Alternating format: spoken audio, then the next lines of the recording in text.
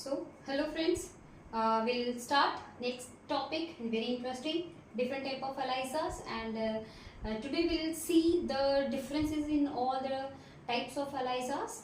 And start करते हैं, देखते हैं क्या क्या differences हैं, what are the advantages and disadvantages of each type of ELISA. Because whenever you are working in molecular laboratory or you are dealing with ELISAs, or if you want to develop some ELISA test for your analyte, that time you have to you should know the difference in all different type of ELISAs, their advantages. So quickly we'll go through the different type of ELISA. So the first one is your direct ELISA. The second one is your indirect ELISA.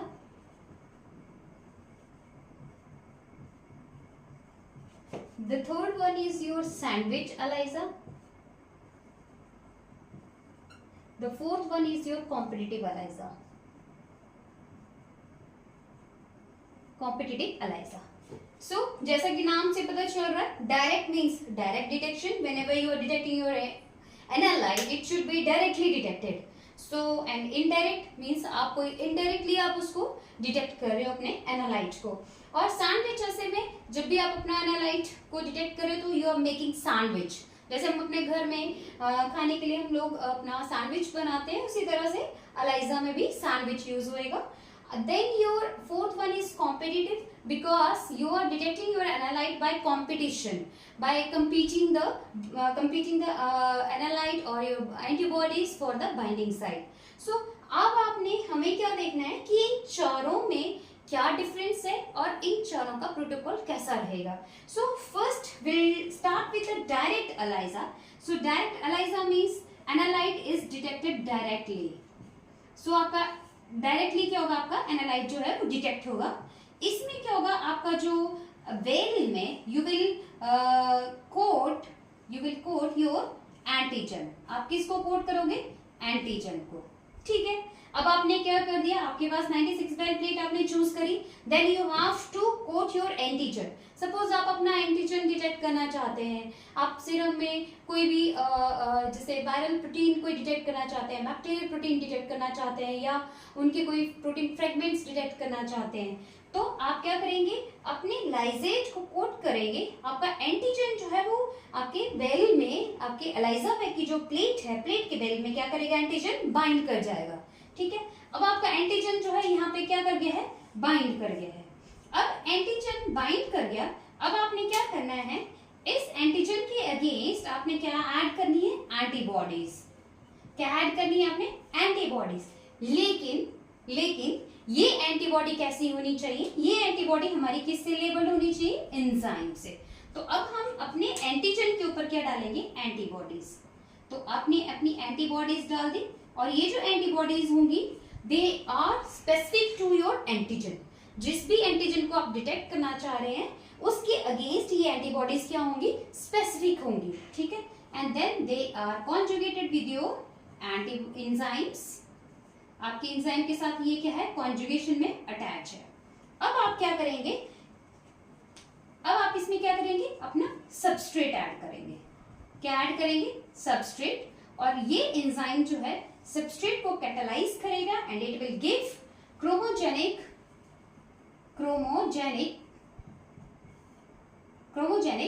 Reaction, जिसमें आपका क्या निकलेगा, colour. क्या निकलेगा, colour.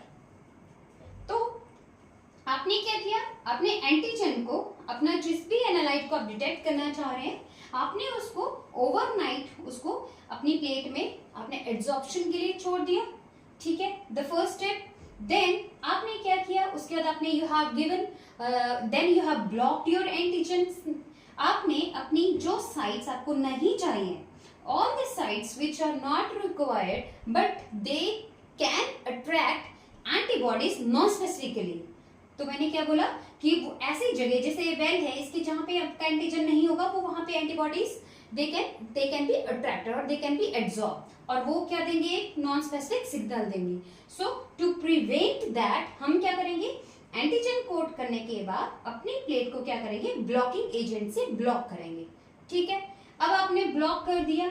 Now your plates are ready. अब आप क्या करेंगे, ब्लॉकिंग जो आपने ब्लॉक कर दिया है, अब आप अपनी इसमें क्या डालेंगे, अपनी एंटीबॉडी डालेंगे। क्या डालेंगे, एंटीबॉडी। और ये जो एंटीबॉडी होगी जिसको हम डिटेक्शन एंटीबॉडी बोलेंगे। क्यों बोलेंगे detection? Because they are linked to the enzyme, they are linked to the enzyme.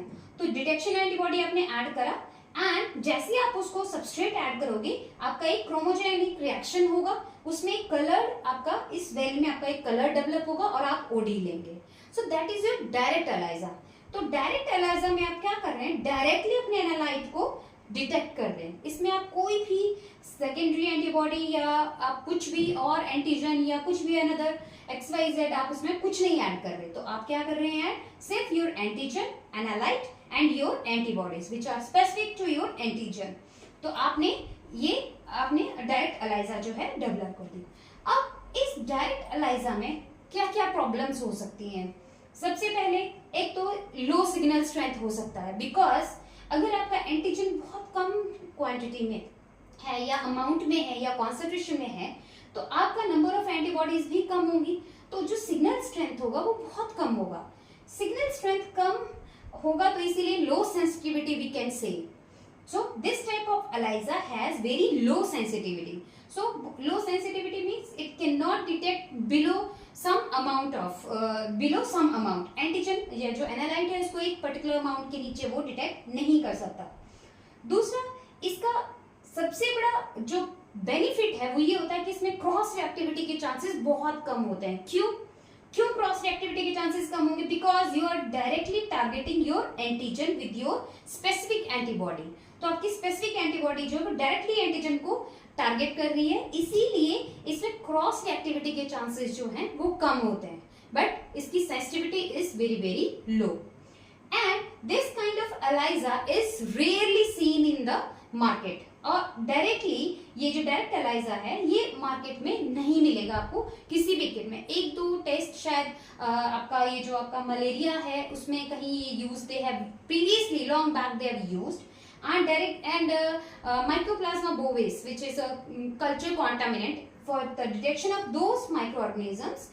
They have used the direct ELISA, but nowadays it is completely replaced by another techniques, and direct ELISA is rarely seen in the market. तो अब अपने अस्से को और अच्छा करना चाहते हैं, ठीक है, तो आप क्या करेंगे, इन बिटवीन आप क्या देंगे, वॉशिंग्स देंगे। जब भी आप अपना एंटीजन डाल रहे हैं तब भी आपने वॉशिंग देनी है। जब आप अपना एंटीबॉडी इंक्यूबेट कर रहे हैं then even you have to give the washing. जब आप अपना सबस्ट्रेट डाल रहे हैं, सबस्ट्रेट डालने के बाद जब आप अपने रिएक्शन देखना है, ठीक है, तो उससे पहले हमें उसको क्या देनी पड़ेगी, स्ट्रिंजेंट वॉशिंग देनी पड़ेगी। And these washes are 3 to 4 times of stringent washings. Wash करने से क्या होगा, आपका जो नॉन स्पेसिफिसिटी है वो क्या हो जाती है, रिड्यूस हो जाती है। तो हम इसमें दो चीजें हमने देखी, क्या, एंटीजन कोट किया, वॉशिंग थी, देन यू हैव कोटेड और blocked your antigen with the blocking agent जैसे BSA या milk, skim milk we use to use, there different type of your blocking agents are use. तो आपने block कर दिया, then you have incubated your primary antibody, you can say primary or detection antibody directly. आपने detection antibody डाल दिया which are conjugated with your enzyme. Then आप again washing दोगे, stringent washing, so that extra जो unbound antibodies हैं वो remove करी जा सके। And then you have added your substrate, and substrate डालने के बाद आपने उसमें क्रोमोजेनिक रिएक्शन देख लिया। इस ELISA का एक और बहुत अच्छा बेनिफिट है, it is very short, because आपका इसमें एक्स्ट्रा कुछ भी आप ऐड नहीं कर रहे हो, तो इसीलिए इसका जो टाइम पीरियड है दैट इज वेरी शॉर्ट। बहुत कम टाइम में you can finish your ELISA, but the problem is low sensitivity. इस ELISA का सेंसिटिविटी बहुत ही लो है, उस वजह से क्या होता है, it is completely very rarely it is used in the testing और diagnostic purpose. So this is your direct ELISA which we are detecting or which we are using for the detection of any analyte. So this is all about your direct ELISA. So we'll go to the indirect ELISA. We have to think and compare, and we have to understand the concept of each type of ELISA.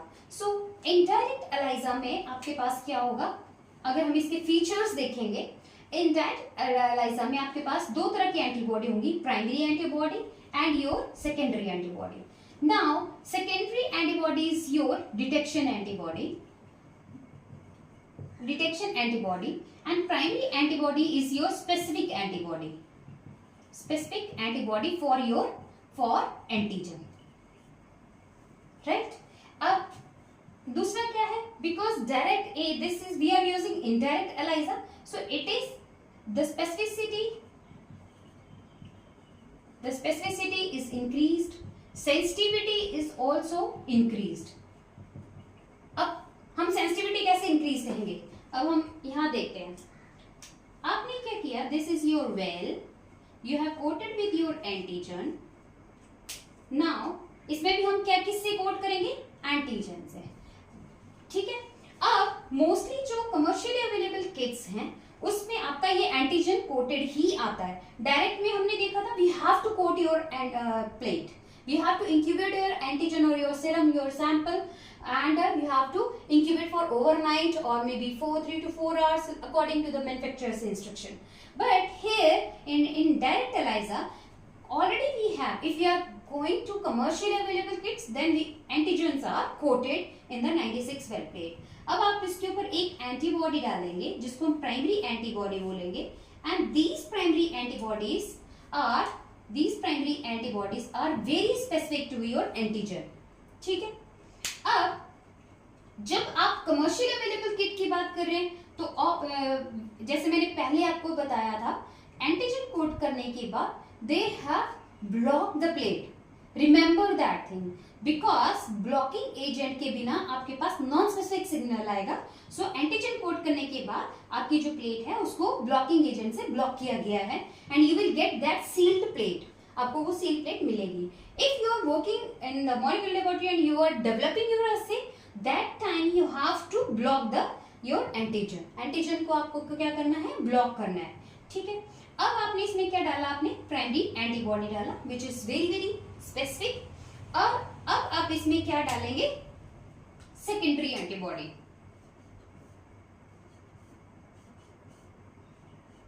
And this secondary antibody is labelled with your enzyme और detection antibody, ठीक है। ये क्या आपकी secondary antibody, ठीक है। अब हम समझते हैं इसको। अब देखिए, सपोज आपने एंटीजन आपका वेल में कोटेड है, आपने प्राइमरी एंटीबॉडी डाला, ये प्राइमरी एंटीबॉडी कहां से आएगा, हमारे सैंपल से आएगा। प्राइमरी एंटीबॉडी कहां से आएगा, सैंपल से।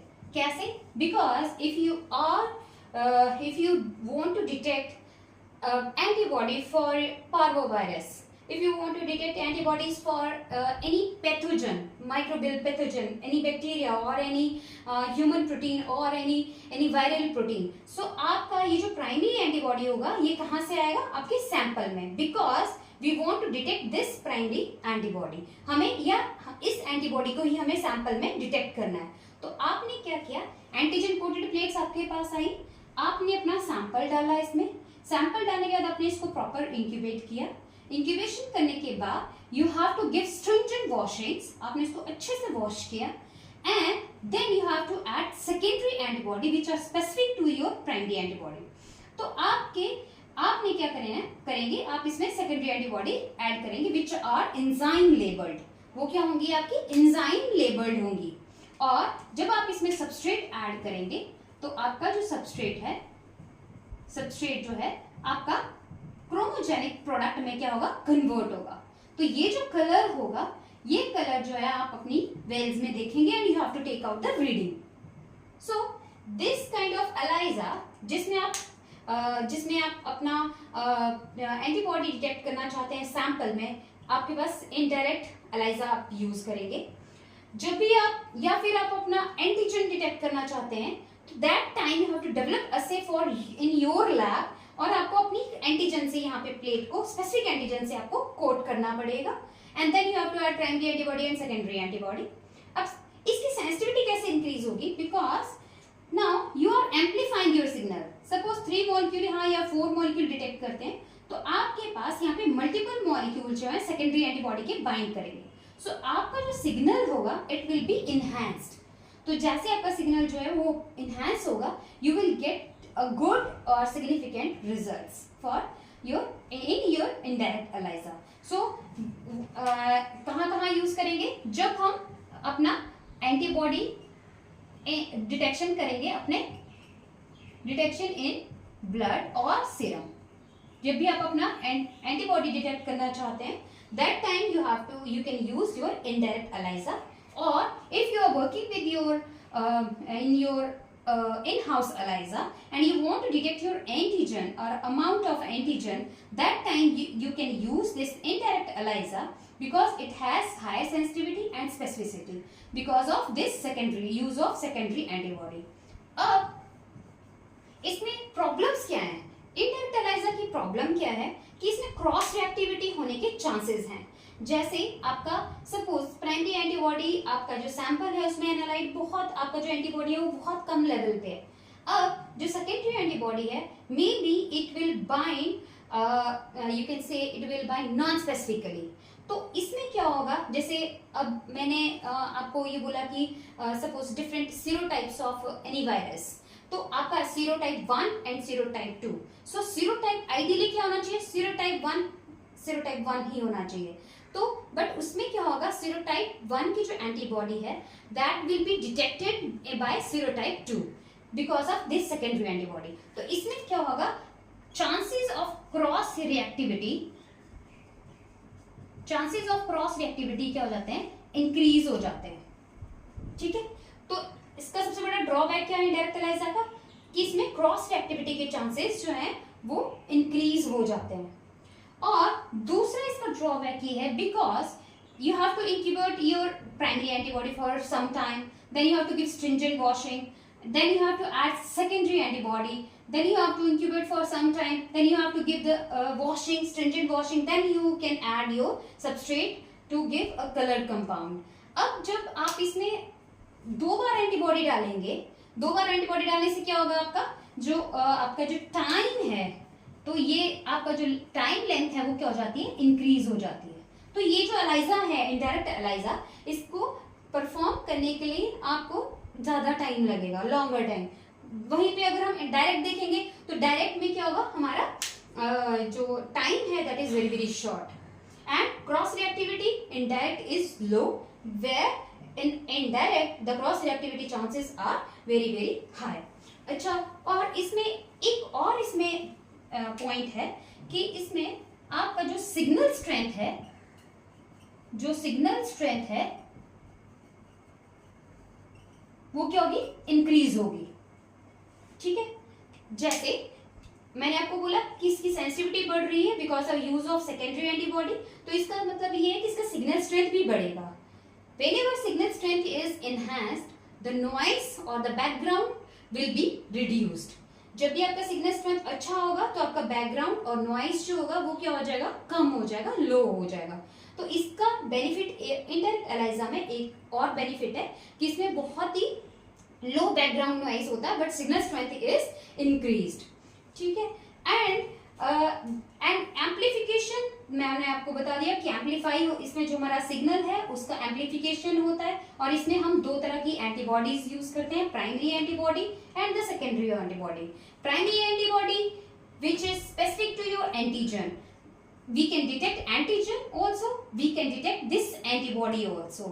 Suppose if we are interested in detecting antibody, if we want to detect antibodies in the serum, then we can use this, and so that the plate should be coated with the antigen whenever we are performing your ELISA. लेकिन अगर हम antigen detect करना चाहते हैं as an analyte, तो हमें antigen से उसको, स्पेसिफिक एंटीजन से उसको कोट करना पड़ेगा। और ये कहाँ यूज होगा? जब भी हम कोई भी प्रोटीन को क्लोन कर, because you have to clone your antigen, you have to express that protein, then you have to coat in a specific amount. आपको अपने एलाइजा की प्लेट को अपने एक स्पेसिफिक अमाउंट ऑफ एंटीजन से कोट करना पड़ेगा। Then you have to purchase primary antibody which is specific to this antigen, then you have to purchase your secondary antibody for this antigen. So indirect ELISA you can use in both ways, right? So the examples are like, if we see parvo, detection of parvo, then detection of your measles, then your detection of mumps virus, then the detection of your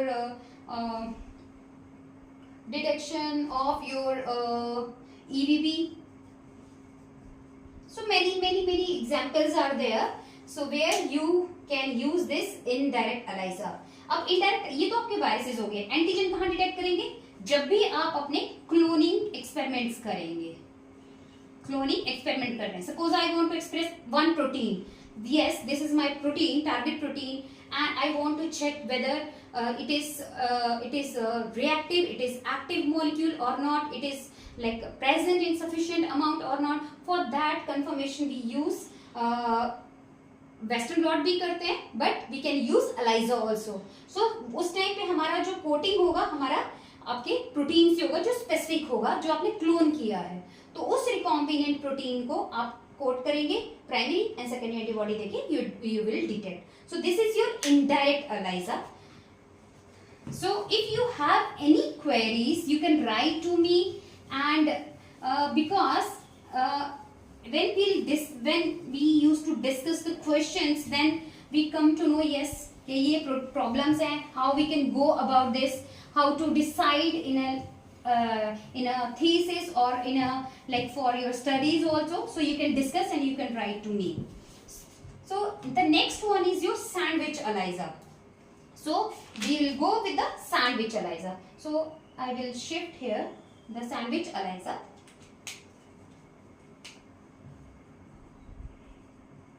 sandwich ELISA. सो आपको पता है sandwich का मतलब है कि आपने एक रखा, उसके नीचे एक और लेयर है, उसके नीचे एक और लेयर है. तो आप ये जो आपका बीच में आपका 3 लेयर बना, दैट इज योर सैंडविच. तो आपने इसके अंदर आपने यहाँ पे एक ब्रेड स्लाइस ऊपर रखा, एक आपने ब्रेड स्लाइस नीचे रखा, और बीच में आपने अपना क्या किया, स्टफिंग कर दी. So this is your sandwich. तो हमें देखना है कि जो ELISA है क्या वो इस तरह से कि ELISA में हमारा सैंडविच कैसे बनेगा, because it is easy to remember, because sandwich है, नाम से ही पता चल रहा है. सो हम क्या करेंगे, अब हम इस पिक्चर में देखते हैं, then will discuss the points. So picture में मैंने क्या किया, अच्छा डायरेक्ट ELISA में और इनडायरेक्ट ELISA में हम किससे कोड कर रहे थे, एंटीजन से. ठीक है, किससे हम वेल्स को कोड कर रहे थे, एंटीजन से. लेकिन सैंडविच में हम किससे कोड करेंगे, एंटीबॉडी से. सैंडविच में हम किससे कोड करेंगे, एंटीबॉडी से. आपने इसमें एंटीबॉडी डाला, उसके बाद मैंने इसमें अपना एंटीजन डाला और एनालाइट डाला, देन उसके बाद अगेन मैंने एंटीबॉडी डाला और उसको डिटेक्ट किया. ठीक है, सबस्ट्रेट डाल के अब मैंने उसको क्या कर लिया, डिटेक्ट किया. अब सैंडविच बन रहा है, देखो एंटीबॉडी का लेयर, एंटीबॉडी लेयर और बीच में आपका एनालाइट. तो आपका ये एंटीजन हो गया, एंटीबॉडी हुआ, एंटीबॉडी हुआ. That's why it is known as sandwich. आप इसमें क्या बना रहे हो, सैंडविच बना रहे हो, and then you are detecting your analyte. अब इस सैंडविच में जैसे मैंने आपको बताया, अब इस सैंडविच का क्या क्या बेनिफिशियल पॉइंट्स हैं वो हम देख लेते हैं. सैंडविच का सबसे इंपॉर्टेंट और जो मेन एडवांटेज है वो ये है कि इसमें जो डिटेक्शन सिग्नल है वो 2.5 फोल्ड इनहैंस हो जाता है. जो सिग्नल स्ट्रेंथ है या जो सेंसिटिविटी है वो 2.5 फोल्ड जो है वो इनहैंस हो जाती है. और दूसरा इस सैंडविच में एक और है इसकी स्पेसिफिसिटी. दूसरा क्या है इसमें, इसकी स्पेसिफिसिटी. और इसकी सैंडविच ELISA में स्पेसिफिसिटी क्या हो जाती है, वो भी आपकी एनहांस होती है या बढ़ जाती है. और इसका सबसे important and most useful point is it can be flexible. It is flexible, so it can be used in 3 ways. हम क्या बोलेंगे, इनडायरेक्ट सैंडविच, दूसरा हम बोलेंगे डायरेक्ट सैंडविच, और तीसरा है स्ट्रेप्टोविडिन बायोटिन सैंडविच. ठीक है, क्या बोला मैंने, आपका क्या है, इसमें क्या है, सबसे बेनिफिशियल पॉइंट क्या है, इट इज फ्लेक्सिबल। ये क्या है, फ्लेक्सिबल है। आपके पास चॉइस है कि आप इसमें कैसे इसको यूटिलाइज करना चाहते हैं फॉर रिसर्च पर्पस और फॉर डायग्नोस्टिक पर्पस। तो फ्लेक्सिबल क्यों है, because it is further classified और we can use in 3 different ways. The one is direct sandwich, other one is your indirect, and the third one is your streptavidin biotin sandwich. Biotin sandwich, right? तो अब क्या करेंगे, अब हम इसको एक एक करके देखेंगे। अच्छा, जो ये फिगर मैंने बनाया था इसमें we can see that if your antibodies are coated on the well, you have added your antigen, then you have added your antibody. If it is labeled with enzyme,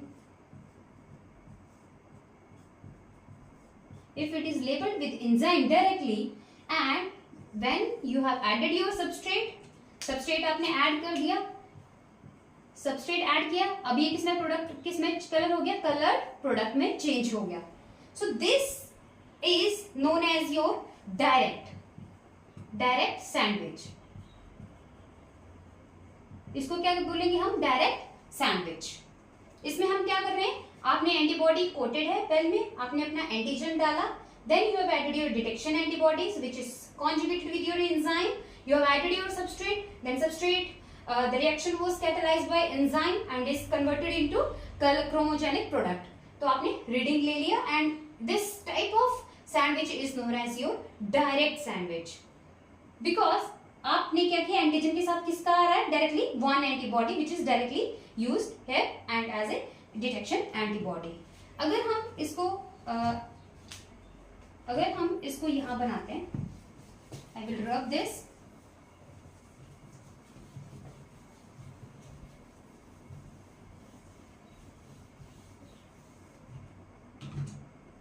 सो मैंने वेल बनाया, इसमें मैंने अपनी antibody को coat किया, then I have added analyte और antigen, इसके बाद हमने एंटीबॉडी डाला which is specific to your analyte, और उसके बाद आपका एक और antibody you are adding, 2 different type of antibodies which is labeled with your enzyme. अब ये जो हमारी सेकेंडरी एंटीबॉडी है, ये आपकी क्या हुई, प्राइमरी एंटीबॉडी, ये आपकी क्या हुई, secondary antibody. This secondary antibody is labelled with your enzyme, so you are detecting your analyte by, it is indirectly, you are not detecting directly. The procedure for this type of ELISA is same as I have explained, that you have to coat your antibodies, then you have to add your antigen, blocking agent you have to add in between, then you have to add your antigen, then you have to add your primary antibody, incubation, washing, and then secondary antibody, incubation, washing, and then you have to add your substrate. जैसे आप substrate डालेंगे, enzyme will catalyse the reaction to product which is chromogenic in nature and it will give a particular signal. So this is your direct sandwich and this is your indirect sandwich, जिसमें आप क्या कर रहे हैं, indirectly आप अपने analyte को detect कर रहे हैं because you are using 2 different type of antibodies. अब जो एडवांटेजेस मैंने डायरेक्ट और इनडायरेक्ट में बोली थी वही सेम इधर भी हैं, कि यहाँ पे एम्पलीफिकेशन ऑफ सिग्नल होएगा, because of amplification of signal आपका बैकग्राउंड नॉइज कम रहेगा, ठीक है, सेंसिटिविटी इंक्रीज हो जाएगी, यहाँ पे सेंसिटिविटी थोड़ी कम रहेगी, बट अगर हम दोनों को कंपेयर करेंगे तो, and then this secondary antibody, but the cross reactivity chances are more in indirect, the cross reactivity chances are less in direct sandwich. So this is all about your direct and indirect sandwich. So we'll go with the third type of sandwich assay, that is streptavidin biotin. This is another like way where we can use sandwich assay, streptavidin and biotin. अब आपने क्या किया, अपने antibody से अपने well को coat किया, आपने कोट किया, then you have added your antibody which is specific to your analyte, आपने एंटीबॉडी डाला, ये जो एंटीबॉडी होगा ये किससे लेबल होगा आपका, बायोटिन से। किससे कॉन्जुगेटेड होगा, बायोटिन से। अब ये बायोटिन से जब कॉन्जुगेट होगा तो आपका जो स्ट्रेप्टामिडिन है,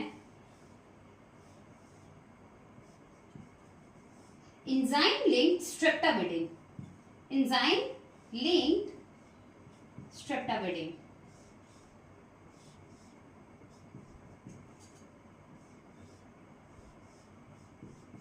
आप इसमें ऐड करेंगे।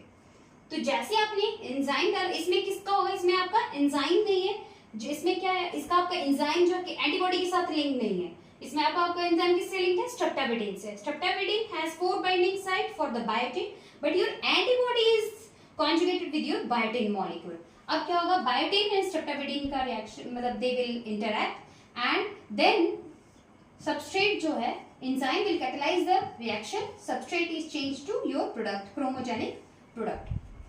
So this is third type of sandwich ELISA, that is streptavidin biotin sandwich ELISA, and this is very, actually the cost of this type of assay is very high.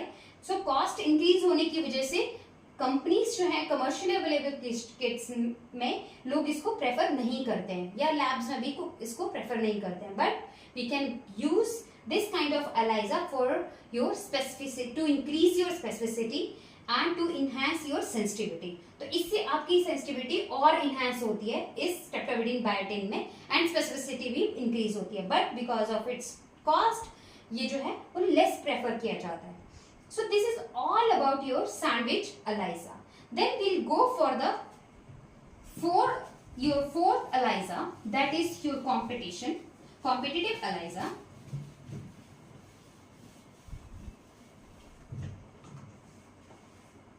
Competitive ELISA.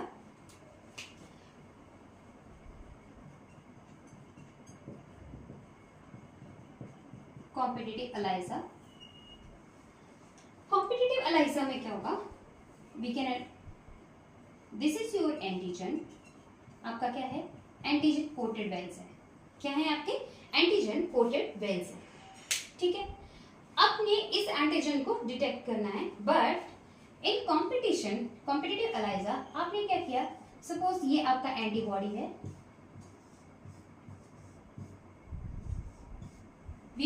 I am taking one example कि आपके पास 5 molecules of antibody है, आपने इस antibody को अपने sample के साथ, अगर मैं बोलूं कि ये आपका सैंपल है, आपने इसको इंक्यूबेट कर दिया, ठीक है। आपने जो आपकी एंटीबॉडी है, एंटीबॉडी को अपने सैंपल के साथ आपने इंक्यूबेट किया। इंक्यूबेट करने के लिए हमें पता है कि अब ये क्या बनाएगा, एंटीजन एंटीबॉडी कॉम्प्लेक्स बनाएगा, ठीक है। अब इसमें हम देखेंगे ये जो आपकी डिटेक्शन एंटीबॉडीज है, ये जो आपका डिटेक्शन, ये एंजाइम लिंक है, एंड ये जो आपका डिटेक्शन एंटीबॉडी है। अब आपके पास आपने ये क्या डाला है, सैंपल, ठीक है। आपको पता है आपके पास 5 मॉलिक्यूल ऑफ एंटीबॉडीज हैं एंड 5 मॉलिक्यूल आपके पास आपके सैंपल के एंटीजन के मॉलिक्यूल्स हैं। अब उस जब आपने इंक्यूबेट किया, so it will interact with this, यहां से ये खत्म हो जाएगा एंड इट विल इंटरैक्ट, ठीक है। अब आपके पास क्या था, 5 मॉलिक्यूल्स ऑफ एंटीबॉडी था, मोर देन 5 मॉलिक्यूल्स आपके पास क्या थे, एंटीजन थे।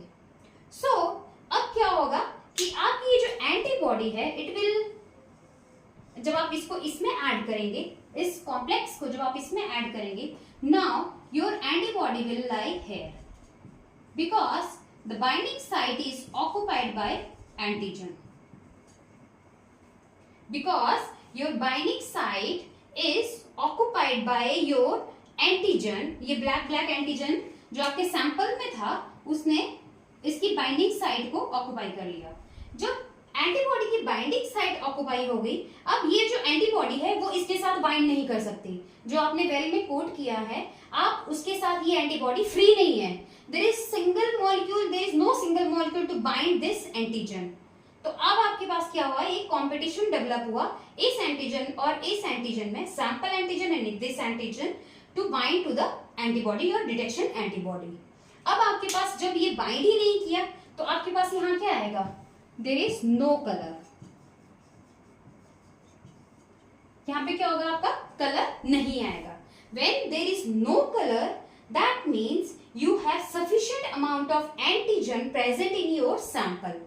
तो आपके पास बहुत अच्छा अमाउंट पड़ा है एंटीजन का सैंपल में, इसीलिए it is unable to bind to the this plate. क्योंकि जब आप ये बाइंड नहीं करेगा, जब आप वॉशिंग दोगे तो ये सारा क्या हो जाएगा, रिमूव हो जाएगा। जब ये खाली हो जाएगा well then it will not, if you add substrate तो यहाँ पे कोई कलर नहीं आएगा, बिकॉज बाइंडिंग एंटीबॉडी ही नहीं बचा आपका। एंटीबॉडी जो एंटीबॉडी था वो सारा क्या हो गया, अनबाउंड थी और ये वॉश आउट हो गई, ये सारी यहाँ से क्या हो गई, वॉश आउट हो गई।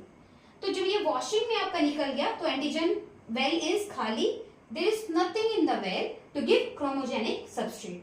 तो क्रोमोजेनिक जो सबस्ट्रेट है, वो जो प्रोडक्ट है वो बना ही नहीं, and you will not find any colour in the plate. But अगर हम इसको थोड़ा रिवर्स करके देखें, अगर हम इसको थोड़ा रिवर्स करके देखें कि आपके पास एंटीबॉडी था 5, बट आपके पास बाइंडिंग मॉलिक्यूल, बाइंडिंग एंटीजन कितने थे, सिर्फ 2। बाइंडिंग एंटीजन कितने थे, सिर्फ 2। अब आपने ये सारा मिक्सचर जब इसमें ऐड किया, 2 एंटीबॉडीज तो यहाँ अलग से पड़ी रहेंगी, they will not bind because the active site और the binding site is occupied, but आपका 3 antibodies will bind, and when you will add your substrate it will give color, it will give color। तो हमने क्या समझा इसमें से, what we can extract from this, whenever antigen is present more than your antibody then you will not have any color, but when the concentration or the amount of antigen is less than your amount of antibody, so then you have free antibodies which can bind or which will bind to your antigen which is coated on the well, then you will have a color or chromogenic product। तो अब आपके पास क्या आ जाएगा, colour आ जाएगा। So what we can do, we can think antigen, amount of antigen is directly proportional to your color। इसका क्या मतलब है, इसका ये मतलब है कि अगर आपका एंटीजन अच्छे कॉन्सेंट्रेशन में होगा you will not get any colour, but आपका अगर एंटीजन का कॉन्सेंट्रेशन और amount of antigen is less in the sample then you will have colour. So you can correlate, you can see yes your antigen is detected, your antigen is present in the your sample or your serum or your blood sample or plasma or analyte is present in whichever material or medium you want to see। So this is your competitive ELISA in very simple language which we can understand। This competitive ELISA, if we want to see the example, this competitive ELISA is used in SBNT kits, that is surrogate viral neutralization assay। It is similar or duplicate of viral neutralization assays, plaque neutralization assays। उसमें और ये हमारा जो surrogate वाला है, surrogate viral neutralization assay, इसमें हमें similar kind of reactions जो है competitive ELISA जो है वो we can use or we can see। So this is all about all 4 different type of ELISAs। So we can revise quickly। Direct जिसमें हमारा एक एंटीबॉडी यूज होगा which is detecting antibodies and labeled with your enzyme, and it is rarely used because of sensitivity is very low, very high background it has, and so the sensitivity reduces, and इसीलिए direct ELISA जो है वो commercially available kits में या in house ELISAs में नहीं use होता। Then your indirect ELISA virology labs में और your molecular labs में और your bacteriology lab में बहुत जगह यूज होता है, and it is also used in where the people they are working with the cloning experiments, वहाँ पे भी आपका indirect ELISA होता है। Indirect ELISA में 2 तरह की एंटीबॉडी, प्राइमरी एंड सेकेंडरी।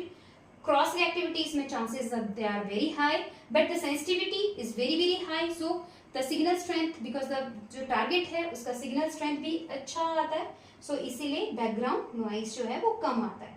तो इस तरह से this is your indirect ELISA because you are detecting your antigen indirectly। Then third one is your sandwich, because sandwich has very high sensitivity and moreover it is flexible, means we can use direct sandwich ELISA, we can use indirect sandwich ELISA, we can use streptavidin or biotin label sandwich ELISA. Different type of ELISA we can use. The fourth one is competitive. Competitive में मैंने जैसे बताया आपको, the antigen is coated and there is a competition for the binding site. So, दो antigen which is coated, one is coated on the plate and one is present in your sample. They will bind or they will compete for the binding site of the antibody.